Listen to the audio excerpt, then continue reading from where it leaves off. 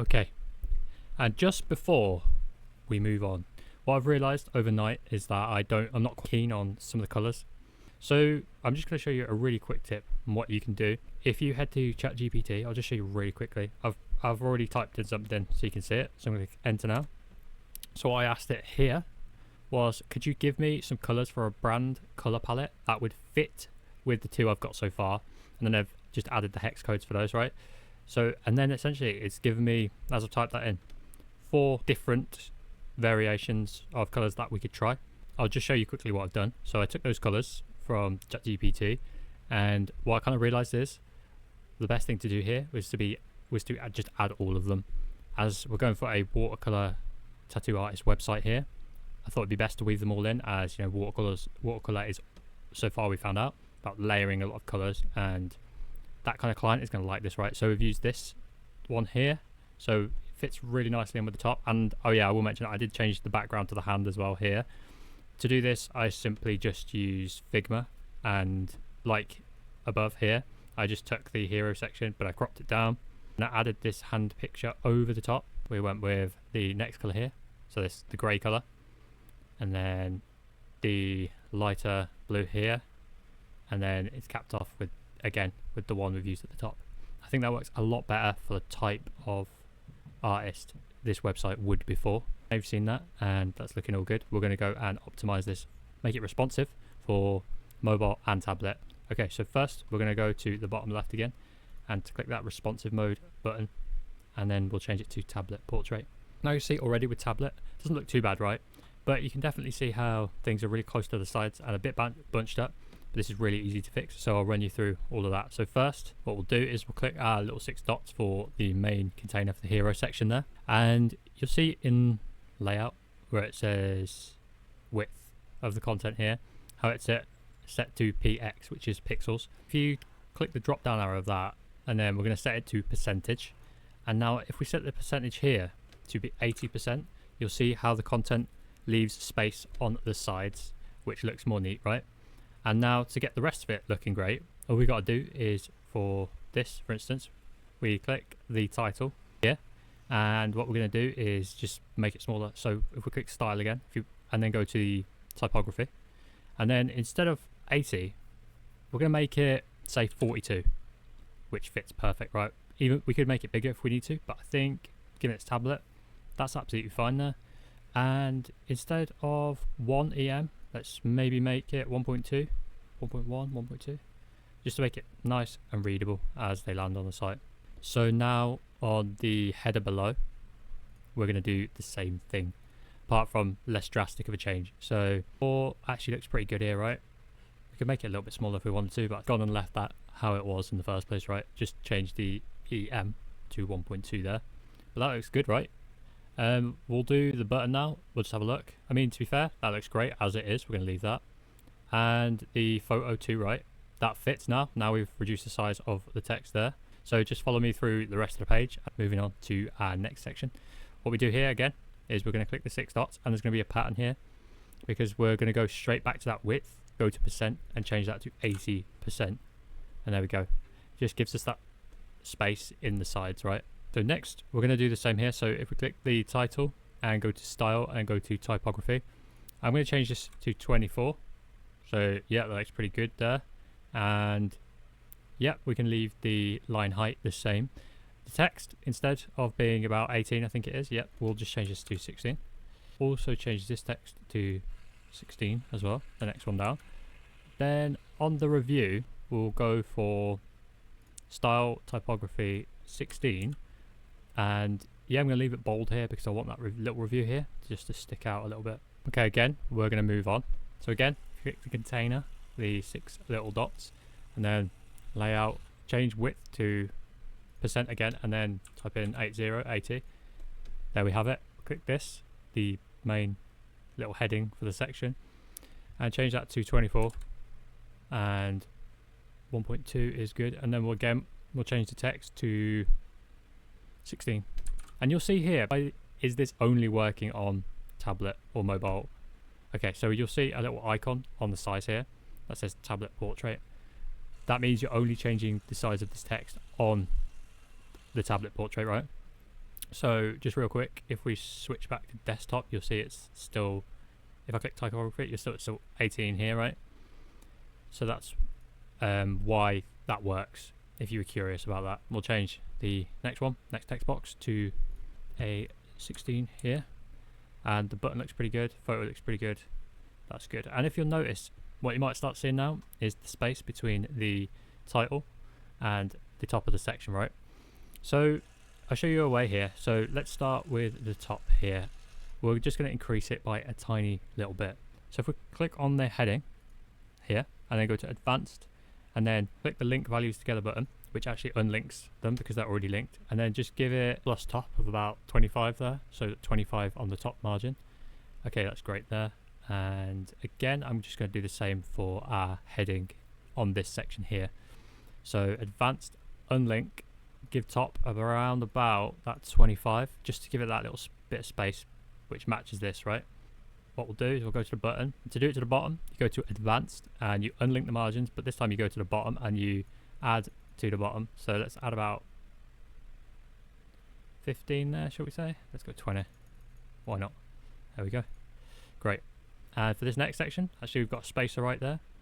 So for the spacer, if we want to type in 35 for this, actually, well, after we've done the normal changing the width to 80%, I'm thinking that the title there looks pretty good because our story's a really intriguing part where we want to sort of engage the reader, right?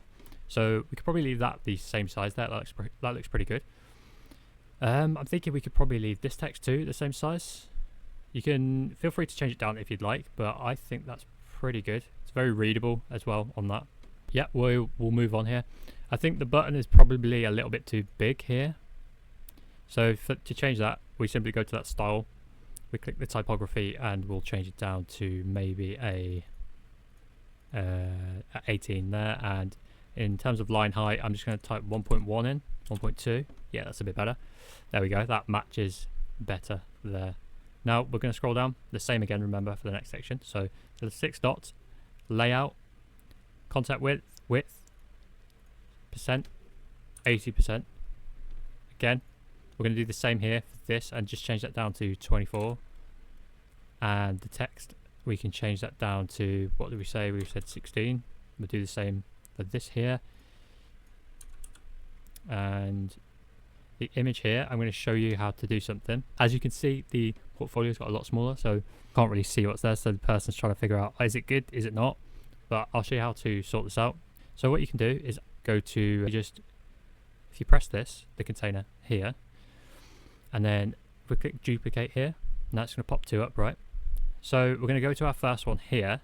So not the main container, but the portfolio container, the edit container. Pick the top one. And if we go to the advanced section and we scroll all the way down to responsive, we can click on the hide on mobile and hide on tablet. Okay, there we go. So this one at the top right now is only showing up on our desktop. Now on the bottom, you've probably guessed what we're going to do. So the same. So we go to advanced. We're going to go to responsive, but this time only turn off on desktop. Okay, so this means that our top one here only appears on desktop and our bottom one here only appears on the tablet and mobile version. And you can probably see where we're going with this. So we're just going to remove a few items here to make them larger for our viewer to see, right? So right here, I'm going to go and click on the container. Then I'm going to head to the layout. And actually, just before we do that, I'm going to go through and just delete the photos that I'd like to get rid of, and then just leave the ones I want to keep. So let's go through and do that. So we're gonna make this a 2x2 grid. Okay, so now we've got our 4 images. What we can do is click that container, and then we can go down to 2 in columns and 2 in rows, which will give us an exact 4 images there. And I'll just change this last one to be something else. There we go. So that's definitely more. Let's have a look. So I'll click update on there, and I'll just show you how it looks on, how that part looks now. So that's how it looks on the tablet, and then on desktop it obviously pulls in all of those photos there. It's kind of the way we have to work on desktop, tablet and mobile though, especially for mobile, because mobile is a lot slower to load, right? But the way you're viewing things on mobile is a lot different. Things are smaller. So what we'll do here is, now that section is done, we will head down to the booking process, and again we'll follow the same thing. So 6 dots, width, and change that to percent. Type in 80, and there we go. So here I think the text for this is pretty nice.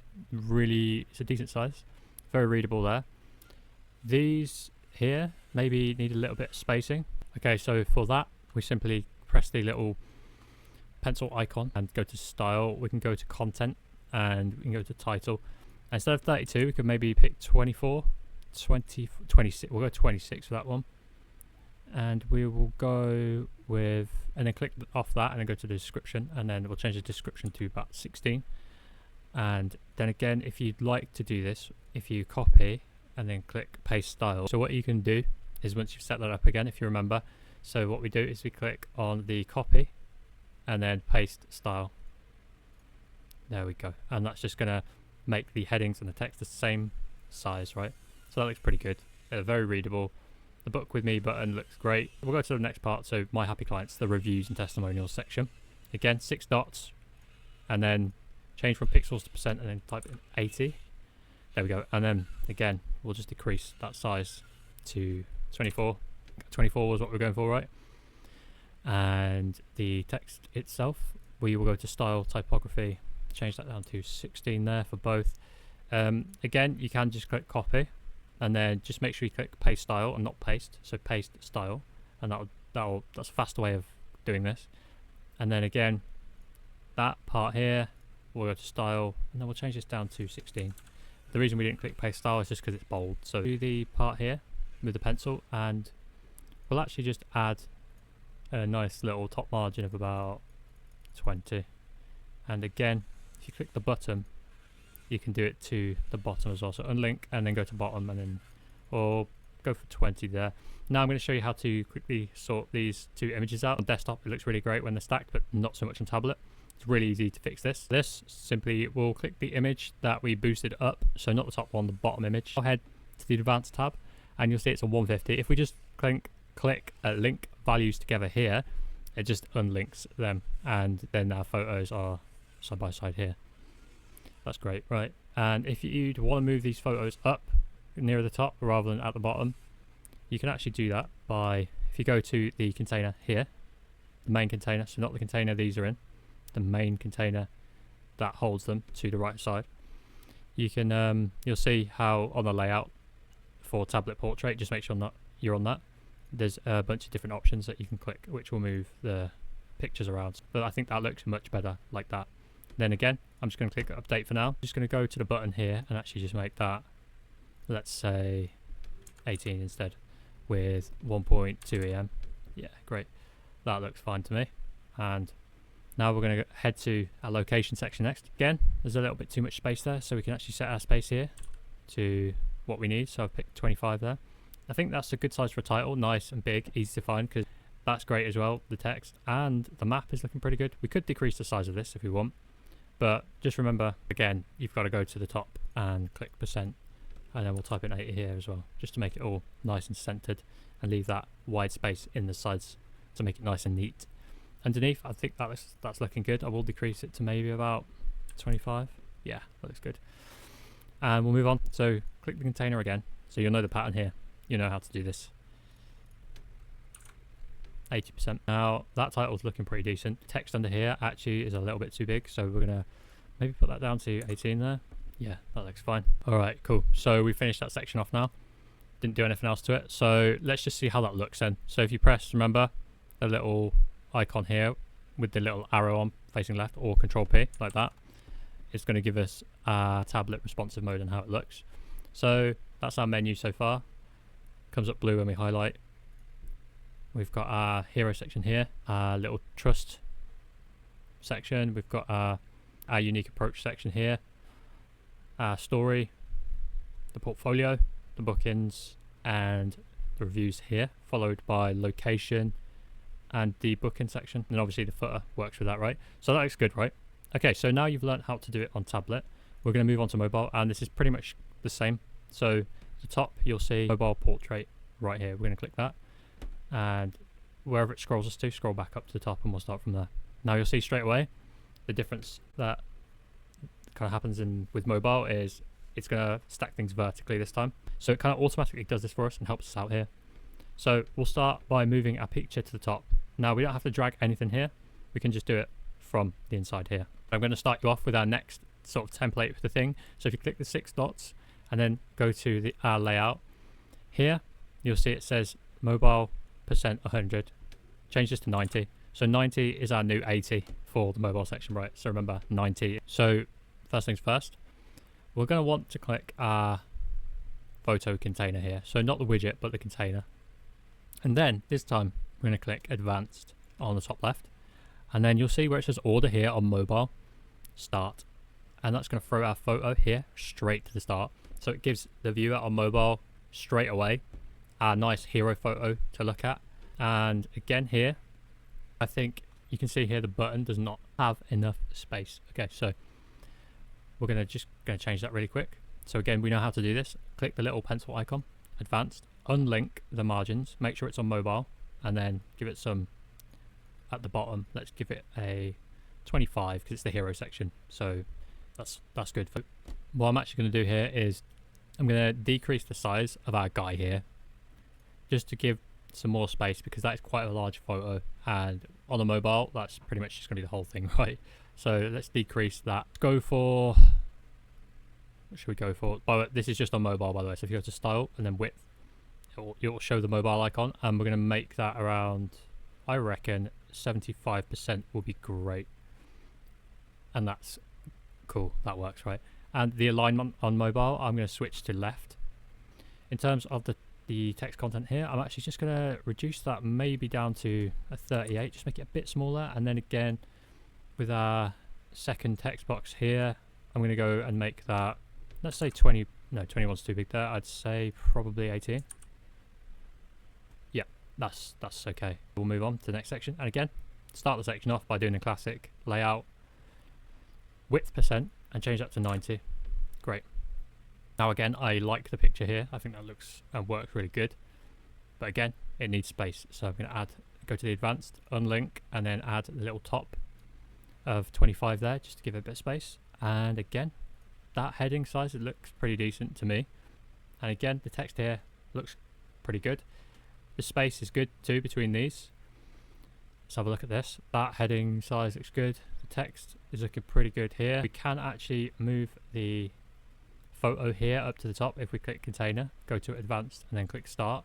So the person sees the photo before they see the text. But we can actually here just press the photo, the little pencil icon, go to advanced, and then give it a bit of top, which just works for mobile, so don't worry about it on the other things like desktop.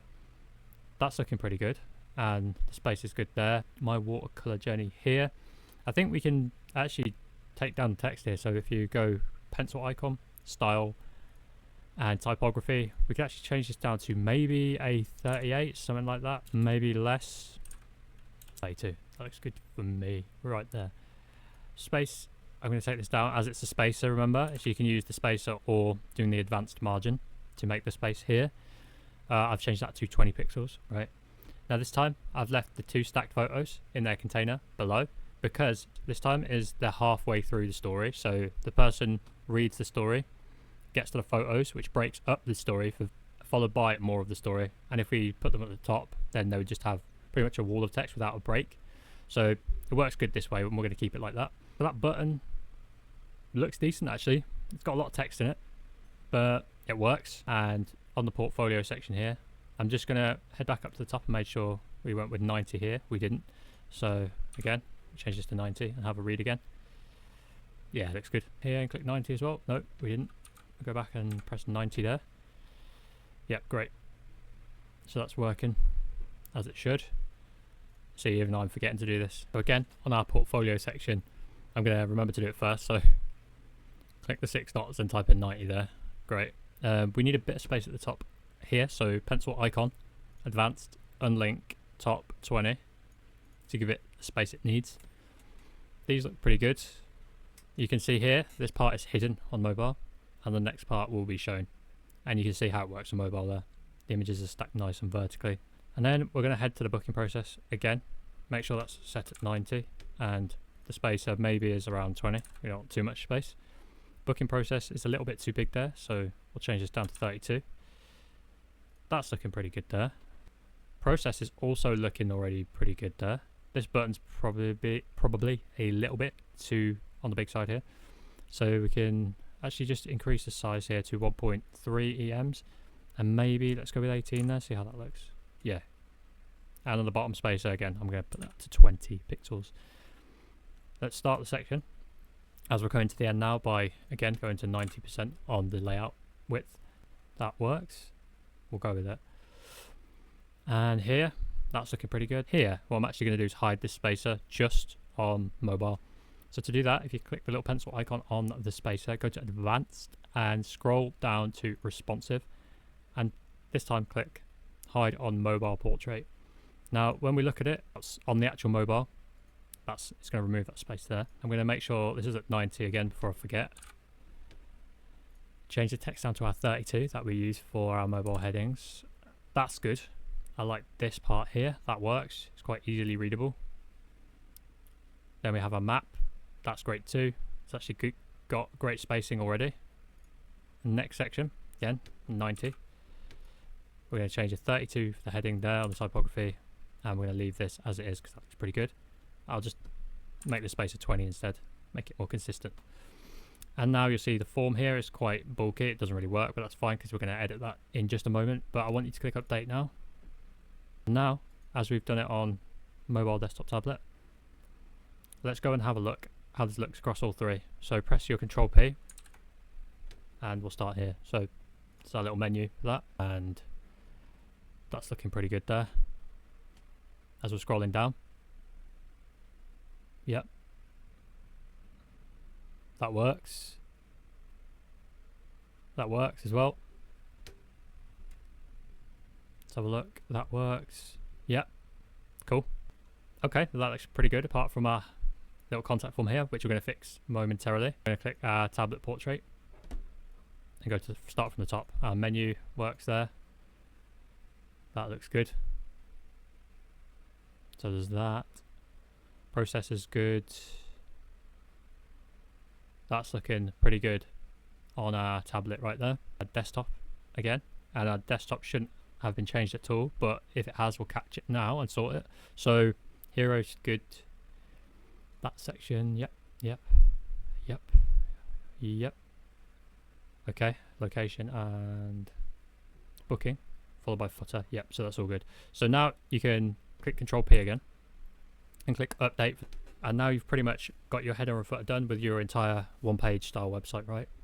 With all your menus that work. All you have to do now is click the hamburger icon and click exit, and then you can go back to your WordPress dashboard. And pretty much now what you can do with that website, at this point, if you just wanted to show people that website, or add it to a Instagram or Facebook bio or whatever, it looks great. You could take it out of maintenance mode now and carry on, or you could stick with me right now and I'm going to show you over the course of a few more minutes how to set up that contact form properly, so you can take emails that will be sent to your actual email, to an email you want them to go to. And we'll also include how to put this website on Google too, so that when someone searches for your keywords, if you remember you did some research for those keywords, you got about 10 of them, you're going to start showing up on Google for those things, and over the course of a few months, people are going to find you and start finding you through Google. So let's start here by giving you a site icon. So you'll see, if you look to the top of my screen, how there's tabs and each site has an icon right next to it. So ours is just this stock WordPress icon. So you'll see here ChatGPT has its own. We're going to actually make this our own now. It's really simple to do this. So you can actually just go to, if you hover WordPress and click visit site. Now here, you're going to click customize in the top left. And you're going to see a lot of things. Now, what we're looking for here is the site identity. We're going to click this and you're going to see here your site icon that you can upload. And before we do this, we want to make it the right size. So if you follow me here, and we're going to find our logo here, open this with 3D Paint. Okay. So here you can see our little logo. And we're going to basically crop out the words and leave this, and this is going to be our site icon. Okay, so once you've cropped it down and saved it, just make sure it's a 1 by 1 as it is long as it is wide, and save that. Alright, so now we can upload this. So if you go to select site icon and we click upload here and then select it, it's going to show you what it looks like, and it's also going to show you in the top right above that how it looks as this icon here. So if you look to the top, how it will replace this WordPress icon, and that looks great. I'll crop that, and there we go. So it might take a second or even a few minutes for it to show, and then we're just going to click here, publish at the top. Great, and then we can click the X icon and then head back to our WordPress dash. And this next part's kind of similar to the last part, right? We're going to create our site identity. So this is all stuff we're doing to help people find our site, especially when we've got this prepped and ready to go on Google. It's showing up there. This stuff is really going to help. So if we click back again to visit site, again go to customize, you'll see here we're going to go to our homepage settings, which is at the bottom. My face might be where that is, but it's called homepage settings. Okay, make sure your homepage is set to the page that we've been creating so far, and that's the first thing you want to do. Next part, head back, and now we're going to describe and name your site. So here again, we're going to click the site identity, and here we're going to click on the site title and logo settings. So once you're here, I showed you this briefly earlier, but you're going to find this site title. So here we're going to name your site, right? We're going to name it exactly what it is. So we're going to name it Go Ink Tattoo Studio. That's perfect, right? That tells viewers or people on Google exactly what we are. That's what we are. And now we can describe our tagline. So our tagline is what we can use to describe what we've been writing a lot about. So watercolor tattoos and all that good stuff, right? So we'll actually type in here something real simple. Let's go for top specialized watercolor tattoos in Wales. Brilliant. That's all we need for that. And now once you've filled out those, head back up to the top and then click your publish. Now we can actually click the X and then head back. So once you have filled out that site information, if you can actually come back to pages and click edit, not edit with Elementor this time, but just edit, and wait for that to load, you're going to see here how your site looks on Google. Now this is through the Yoast plugin. So homepage, Go Ink Tattoo Studio. Great, right? That works. So here we'll actually just change the meta description, which is what shows up below. So here just type out what you are, what you do, who you serve. I'll just quickly fill this one out with kind of what we said in the hero, right? So just that we lovingly create high quality watercolor tattoos. You could probably make a better one than this. Just make it really niche and specific to you. Sort of reiterate what is in the hero and target that specific client that you've done the research for, right? And awesome. All you have to do is head to the top right and click update. Make sure you do that, just the update button. And then you can head back to your dashboard. So now we're actually going to change our H1 headings. Now this again is also to do with Google. It sounds kind of complicated, but it's really, really easy. I'm going to walk you through each heading. Just follow along and you'll be absolutely fine. So for this, we go back to visit site and just click edit with Elementor once more. Now here, all we're doing is clicking a drop down and changing things. So remember, I told you to change this to your H1. This one we're going to change to, instead of a H1, we're going to put that as a H2 because we only want one H1 per page. So that's a H2. Next, again, change that to a H2. Just make sure these are text boxes and not headings. Next, watercolor journey is a H2 again, and we're going to change that to a H2 there. And we're going to check the booking process now. So we need to change that to a H2. That is a text box, so it's fine. Now with the icon boxes, they are listed as H3s, and we're going to leave them as H3s. So it's the hierarchy of headings essentially. So within this section here, the section you're looking at, the booking process, we wouldn't want them to be all H2s. So just one H2, and then the sort of the subheading, which is the booking process, are H3s. That's perfect. That's already done for us there. Happy clients here, the reviews, we'll change that to a H2. Again, where to find me, that's a H2. Again, another H2 there. And simply then just click update, and your heading tags are now set and done. Now we can actually bring this thing out of maintenance mode now. So we're going to go and do that. So if you remember, hamburger icon, exit, and then we're going to head back to our WordPress dashboard here. Awesome. So if you remember where it was Elementor, Tools, Maintenance Mode. Now you see choose mode is at maintenance, and you want to click disable that. And you can actually leave the template there, as if you ever wanted to put it back into maintenance mode, all you do is change that to maintenance and click save. But we're going to disable this and then click save changes, and the website is now live. So when people find this or you send it to them, that will be your website right there. Now to check this, if you take your URL for your site, whatever yours is at the top here, not all of this thing, just the site domain .co.uk.com, whatever it is, copy that, Control C, and you go into an incognito tab here and press Control V and then enter. You're going to see your site is now out of maintenance mode, and you're displaying the cookies here as well. And then just double check everything works. So I'm going to just check all the links really quickly. Okay, it's looking like that all works there. It's looking pretty good as well. So you can pull out, obviously you can pull out your phone and look through it on there too right now. Okay, so the next part we're finally getting to that elusive contact form that I've been going on about this whole time. So obviously now you're all good, you're all set up, you've got a fully responsive website, your headings are properly done, your descriptions, menus, everything else done. Let's go for the contact form. So to do this, we head to the left hand side toolbar, and you're going to find something called contact. Okay, so that's above Elementor for me, and it says contact form 1, right? So here I'm just going to click the edit button, and it's going to look complicated, but it's not at all. You only have to change one or two things here really. Basically on the label here, I'll highlight it for you, where it says label your message optional, text area your message, right, and then label. Here in the little square bracket, if you press space right after the E and then type in placeholder like this, placeholder, okay, and then what you're going to want to do after placeholder is press the space button and then add one speech mark or a set of speech marks right there. Now what you type here will show up within the contact form placeholder text, which is the big white box. Basically here we're going to write what we want the person to tell us. Just to give you an idea, please add your ideas, requirements, and what you'd like for your watercolor tattoo.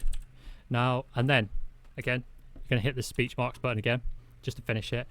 We'll just click save for now, but there you go. So basically this text here is what you'll want to type in and make it your own. Otherwise you might just get forms sent to you that are really lacking information that you need, and then you have to get back to them, and then they get back to you again. It's just more emails back and forth or more contacts, right? Okay, so next we're going to actually go to the next tab. So you'll see form, next is mail, click mail, and here is what really matters, because this is where your emails are going. So where it says to, it's basically, if you think about the contact form, it sends emails to somewhere, right? And that to needs to be your main email or the email that you use for your business. So here, fill this out with your main email, and then once you've done that, go ahead and click save. And now simply, if you go to visit site again, and then we'll click edit with Elementor once again, this time we're going to edit the form and how it looks. Now we've got it set up, we just make it look kind of good. So we go find the form and make sure you click the little pencil icon just on the form. So already you should see what you've typed in before, your requirements. These are now added into that box. The next thing after you've landed here you're going to want to do is make sure you go to the style, and then we're just going to go and center this form so it looks a lot better already.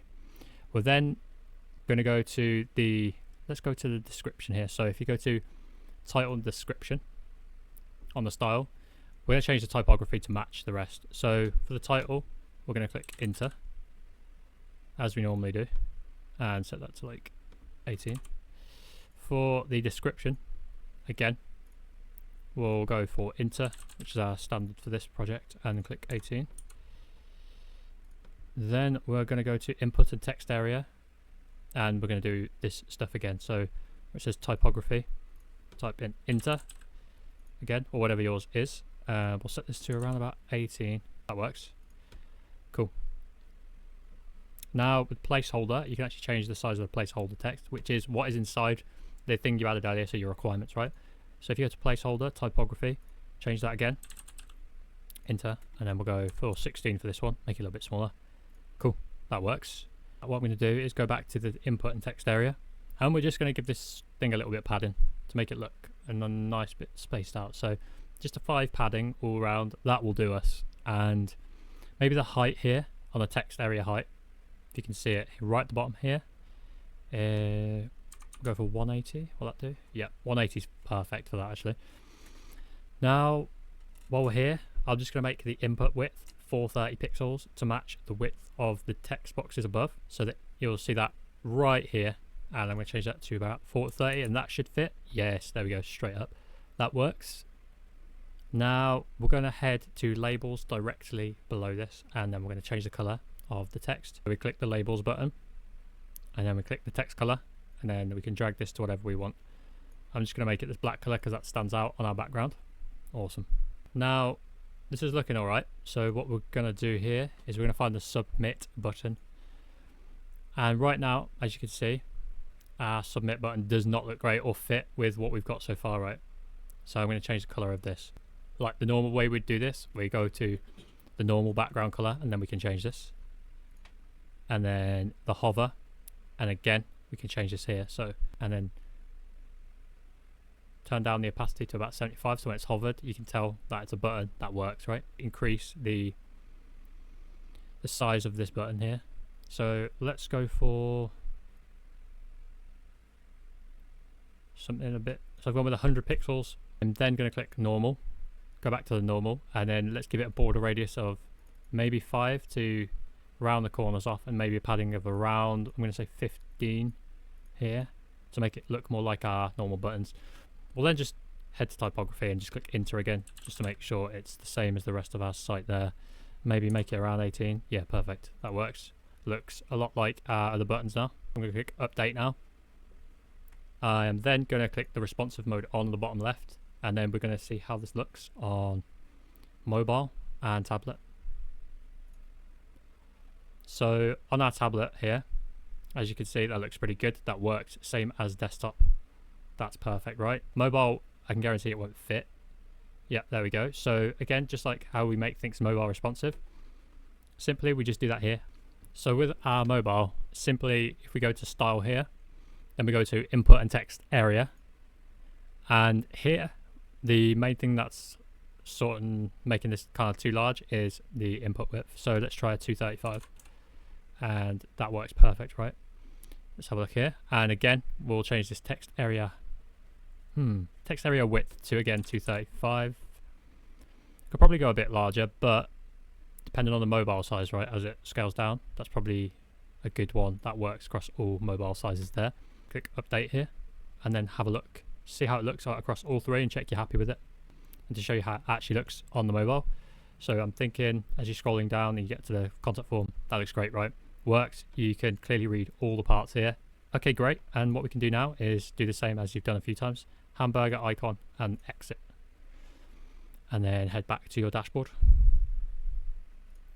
So at this point I'm going to say, if you do have that form set up, it could be good to go at this point, so you might want to check. If you followed on Namecheap with me, this build, your form probably won't send emails to you right now, and that's because you don't have a hosted web server set up for you. But if you're on, say if you picked another host with an inbuilt web host, such as SiteGround, something like that, at this point you can actually go test the form to see if it does send you emails.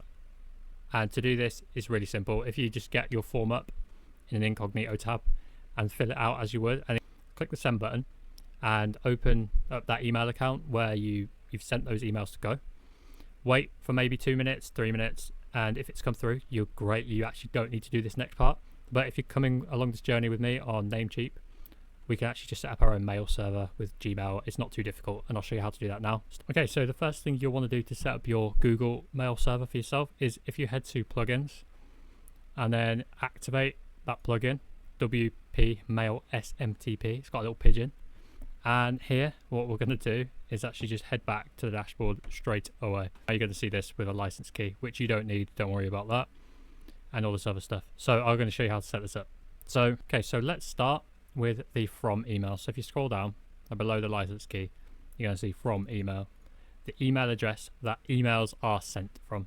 So basically, as someone fills out that contact form, if you think essentially you are sending yourself an email through that. So the person types out, click send, your email address then sends that to yourself, and that's how you receive the email. That's essentially how we're setting this up. So please add your email that you want to receive the emails from here. We're going to make it the same as the one we added to contact form 7. Now, just to mention, this is a Gmail account here. So following on from this, I'm going to show you how to do it, set it up through Google the Gmail way, right?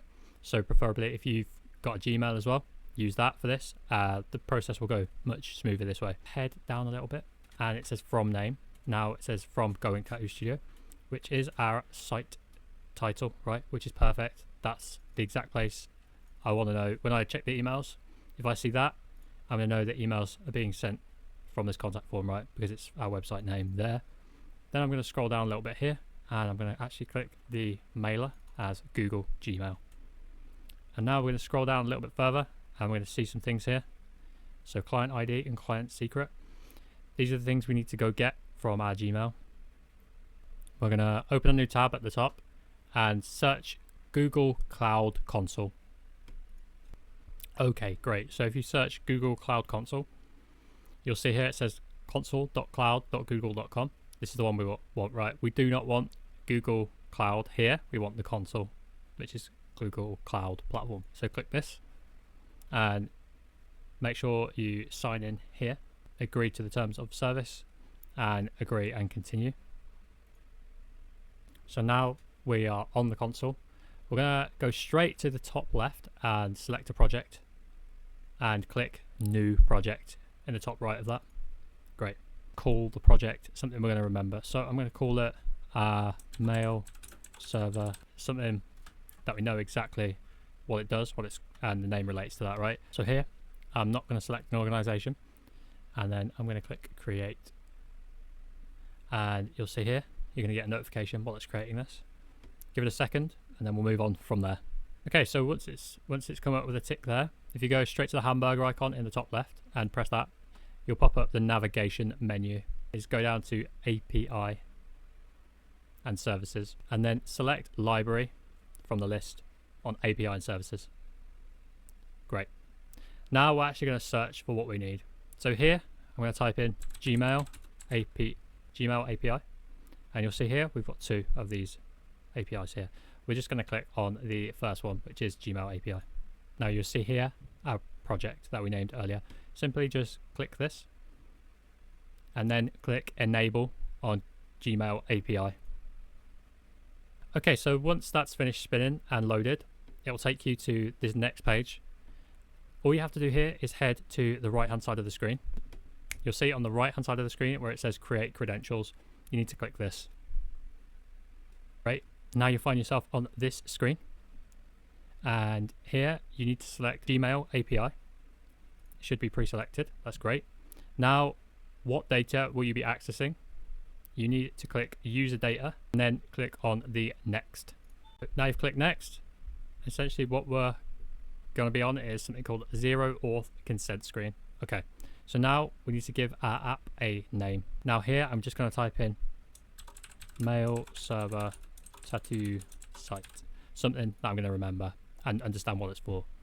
Okay, now this next part, simply just select your email. This should be the email for your Gmail account. Now we're not going to include an app logo here, though you could if you wanted to. Here for our email address, I'm simply just going to select the email that we've already used here to make things simple, and then click save and continue. Okay, now you're going to find yourself on scopes, which is optional. Here we're just going to click save and continue straight away. Don't bother with scopes. And then now we're going to find the zero auth client ID. So now this is really important, but we're going to change this application type here to a web application.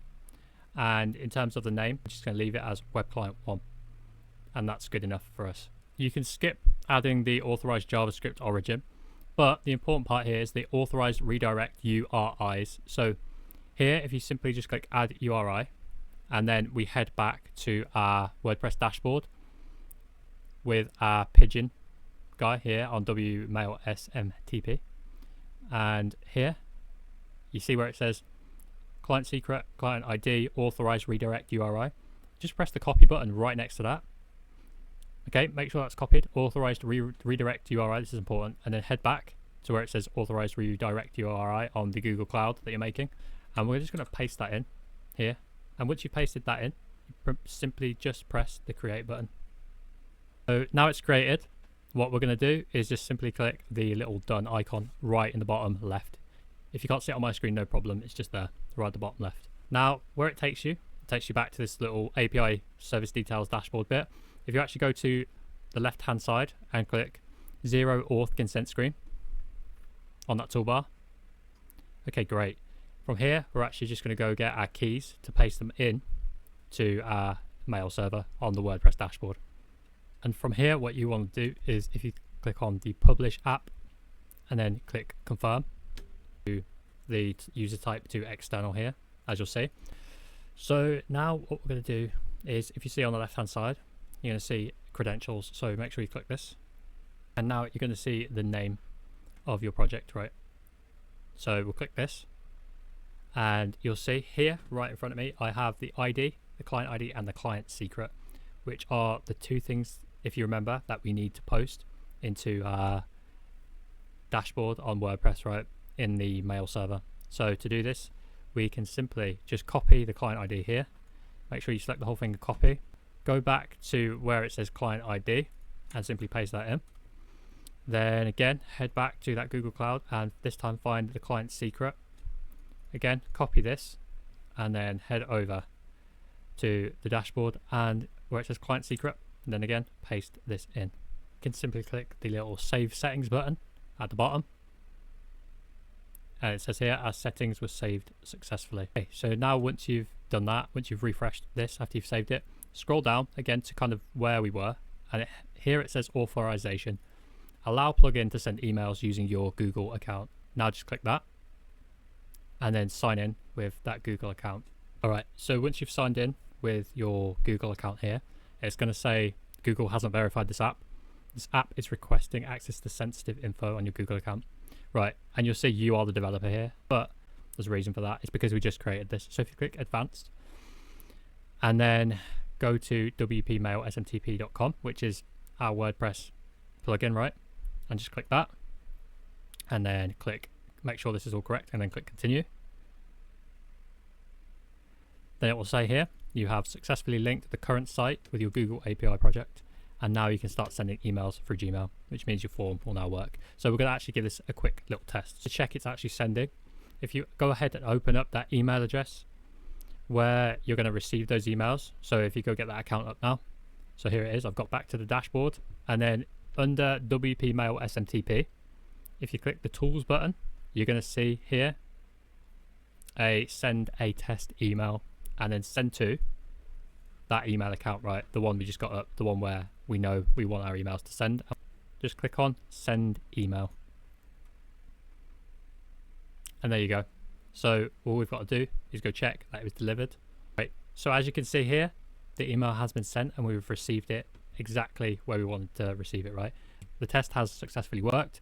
Again, you can actually just go and run a different test if you want. If you want to go open that site, open up your site that you've just made in incognito tab and then fill out the information there. You can actually send a test that way too if you just want to 100% make sure that it works.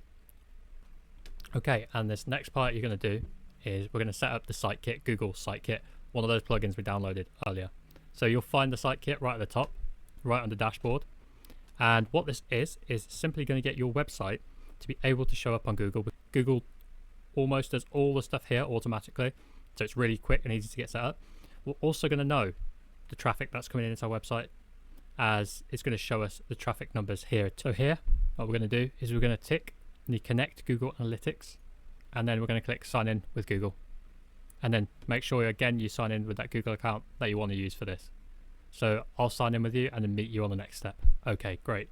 So for this part, just give this a quick read. So I'm going to let Google download the analytics data, tag manager, view and manage search console data.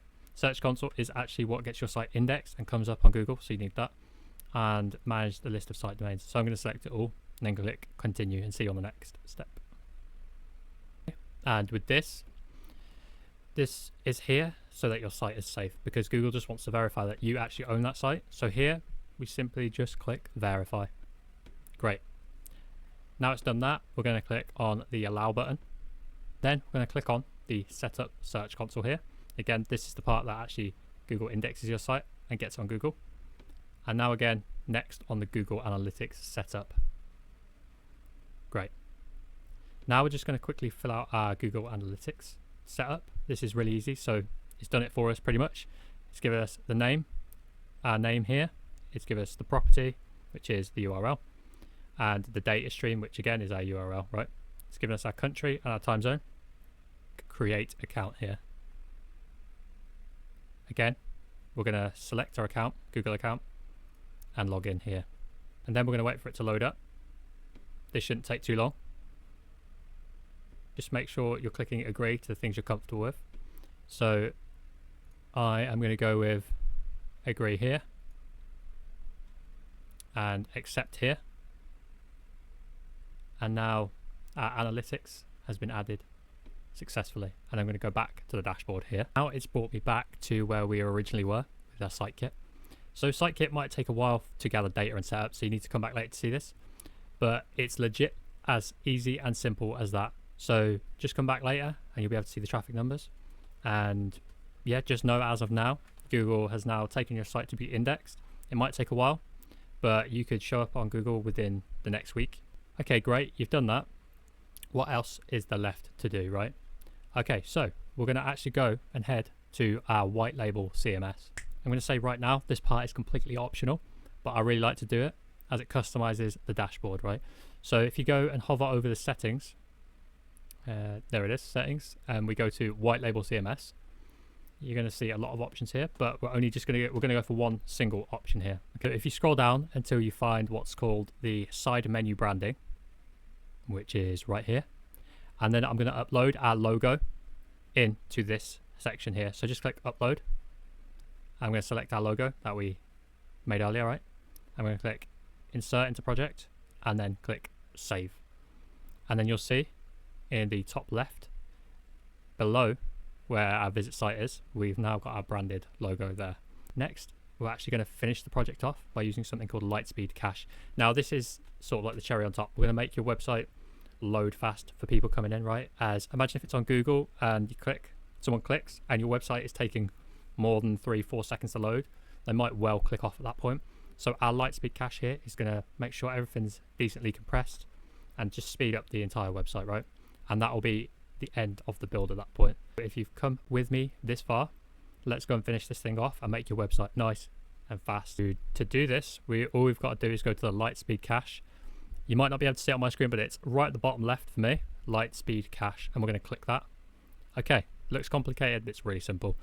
So actually, what I'm going to do here is I'm going to scroll back down again, and you'll see that Lightspeed Cache has opened up a bunch of options below. I'm just going to go ahead and click on the presets button, make it really easy. On the presets button here, as you'll see, there's an advanced recommended. I'm just going to apply this preset and click OK. Awesome. And now essentially I'm going to take you through just a couple more options that I like to turn on just to make things a bit faster, and I'll explain as I go what we've done so you'll get the idea behind it. To the little options below Lightspeed Cache in the bottom left, and I'm going to click on image optimization here. Okay, so here let's just go for the second tab, image optimization, and here I'm actually just going to click on make sure that image WebP replacement is on. Great, you just want to make sure that is set on. This essentially just turns images from things like JPEG, PNG to a WebP. Now WebP just loads really fast, so you might have seen this if you tried to download an images from Google in the past couple of years, really, where this has become popular. Some images are saved as a WebP file and you try and open it and it doesn't open, right? It only opens on the web, and that's kind of like the point of this. It changes those images into that sort of web loading file so it can be loaded pretty much instantly as someone comes into your website. What I've done is I've gone to Lightspeed Cache again. This time I've clicked the option page optimization just below image optimization on the bottom left of your screen. Now we're making sure CSS minify is on. That's great. CSS combined is this setting is on for certain qualifying requests. Perfect, that's fine. And now we're going to look for lazy load images on the media settings here. It is fine. So if you go to the media tab here, you'll see lazy load images is turned off. I'm going to turn this on. So what this does is only loads images on your website when a user sees them within their view, right? Which means your website's going to pop in faster as it's not loading everything below what they're seeing on that page straight away, right? So as they're scrolling down, then things are loading and popping in, and because we've set them to be WebP replacements, when they do scroll down and load in, they pretty much load in instantly for that person, right? So that's the idea behind this.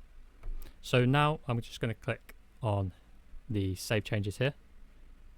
Great, we're actually done. So what I'd recommend is just to open up an incognito tab just to check that these speed optimization changes actually haven't messed with your website in any way. They normally don't, but it's something that you should do now just to make sure everything's set so that you can have your complete website and just get it out and online, right? So I'm going to do this now, so join me if you'd like for this part. Okay, great. So you could probably see the website that I've loaded up in an incognito right now. So again, we've just landed. Let's see how the lazy load works for this. Great, right? Pops in just as we wanted it to. We're going to scroll down the page here. We'll just click. See what happens here. That looks great. That looks great. These two.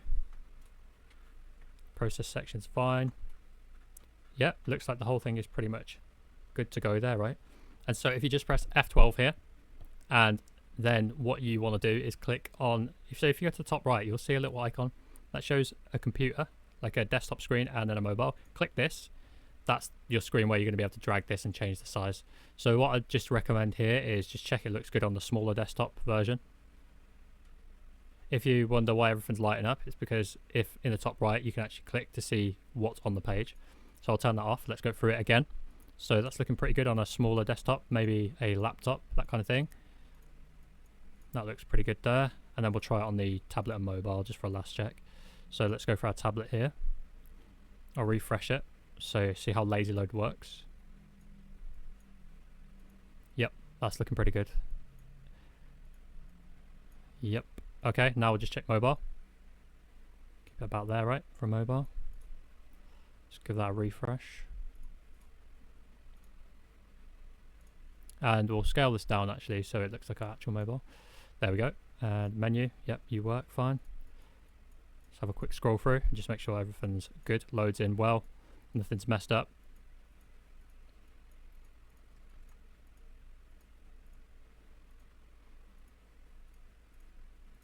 Okay, and that's we're pretty much done. Everything's looking great, right? All I'm going to do now is cap it off by simply linking our buttons together. If you remember those, I said we'd leave them till last. And here we go. So what I mean by that is just the buttons on the page here. Really simple. I'll just walk you through those and your website will be done and good to go. For our first button here, I'm going to change this one to contact or booking. We can double check if that's the right one we want by going to where we want, clicking the six purple dots. Advanced CSS ID is now book now, so we'll just copy that. And then go to the button, and then within the button you'll see there's a hashtag already there. That's perfect. So we just copy and paste that in there. And then when we click that, it will take us to the booking. Simple as that. So we're just going to repeat that process down. Just follow along and we'll have it done. We're going to see the artist bio here. So that's just below. So again, CSS ID, we're going to copy that and then add it to the button as a link, and we can test that straight away. Works perfectly. And again, this one, if I remember what this is called for the link, it was book now, because that's going to take us again to our booking. Great. That works perfectly fine too. Okay, and it's going to be another link to our booking. So remember, book now. Excellent. And that'll work. Awesome. This one doesn't have a button either, and that is just simply a submit button. All we're going to do here is click the update right in the bottom left, and that is your website complete. Awesome. Now at this point you're completely done. So you've gone above and beyond and created a professional website for your specific tattoo business. So you've set up your own domain and hosting, or alternatively, you followed along with me for free using the offline local web builder, right? You've installed WordPress and you've got all your plugins sorted. You've then created a maintenance mode template for whenever you feel like editing your website. That's live, right? You can always just drop it into maintenance mode now. You've done your complete client research, including understanding the perspective from a client, kind of what they want to know, what they need to know to book in with you. You've also done a full lot of competitor research, including finding out gaps in what your competitors are not doing, and then noting these down and including them on your website to go ahead and get in front of them. You've collected your reviews and you've created a detailed hero story for yourself, including using language there that's really going to connect emotionally with your client base. You've then built out a page structure based on all of that research, including the hero section, the trust and desire section, the what sets you apart section, your story that's broken down into several parts, guided through, a portfolio, your process section, your testimonial section, and a booking form with that call to action section. We've also used the free version of Figma to create a nice hero section background with an overlay on top. You've learned how to resize a couple of images to make them completely website friendly. You've also learned here the absolute basics of Elementor and WordPress, including how to add those grids and containers, customize them a little bit, change how they look, their width, their height, all that stuff, including typography and the photos within them. You know now how to make a site-wide header and footer.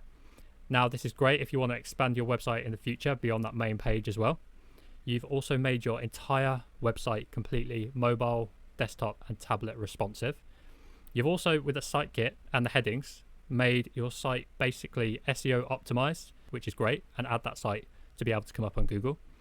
You've also got a fully functioning bookings form and your own Gmail server to send emails to yourself through that. You're going to be able to monitor that traffic to your website now using this dashboard with that site kit. We've speed optimized the entire thing, so you're all good. And even though we've only covered the basics here, really, you've really got a solid, simple site down. And that's really all you need to start attracting the right type of clients and sort of connecting with them outside of a place like Instagram or Facebook where it's really busy and people get lost fast there, right? Hats off to you if you've come this far. So I'm just going to leave you with one small plug here. So if you do need a tattoo artist or tattoo studio website designed, I've been making them now for a while. So please feel free to contact me through my website booking form, just like the one you guys have made here today. And from there, we can have a one-on-one chat and first just make sure that a website is for you. But anyway, cheers guys, thanks and peace.